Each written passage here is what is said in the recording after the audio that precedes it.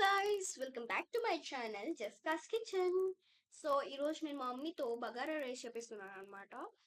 So ఈ bagara rice ఏంటంటే మనము పొటాటో కర్రీలోకి తినొచ్చు, బ్రింజాల్ కర్రీలోకి తినొచ్చు, చికెన్ కర్రీలోకి తినొచ్చు, మటన్ కర్రీలోకి కూడా తినొచ్చు అనమాట. అన్నిటికీ సూట్ అవుతుంది.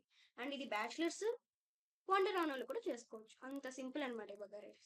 అండ్ మెయిన్ పాయింట్ ఏంటంటే ఇదంతా ప్రాసెస్ జరిగేటప్పుడు మీరు వన్ గ్లాస్ ఆఫ్ రైస్కి 2 గ్లాస్ ఆఫ్ వాటర్ అనేది మీరు యూజ్ చేయాలి. సో ముందు రైస్ అనేది నానబెట్టుకోండి.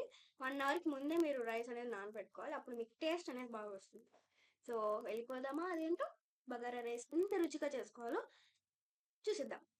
సో ఫస్ట్ ఒక ప్యాన్ తీసుకొని ఆయిల్ వేసుకున్నాక బిర్యానీ ఆకు, చెక్క, లవంగ, మరాఠీ మొగ్గ, రాతి పువ్వు, ఆనియన్స్, చిల్లీస్, కొత్తిమీర, కరివేపాకు, పుదీనా, జింజర్ గార్లిక్ పేస్ట్ వేసుకొని వేయించుకోవాలి.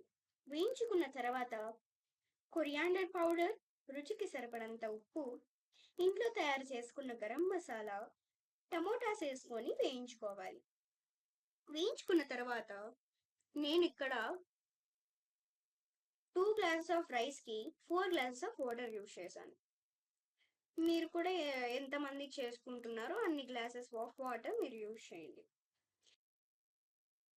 సో నీళ్లు మరిగినాక మనము రైస్ అనేది వేసుకోవాలి. వేసుకున్నాక అది అన్నం అయ్యేంత వరకు ఆగాక ప్లేట్లో అన్నం అలా వేడి వేడి అన్నం వేసుకొని అలా పొటాటో కర్రీ వేసుకొని తింటే ఉంటుందండి.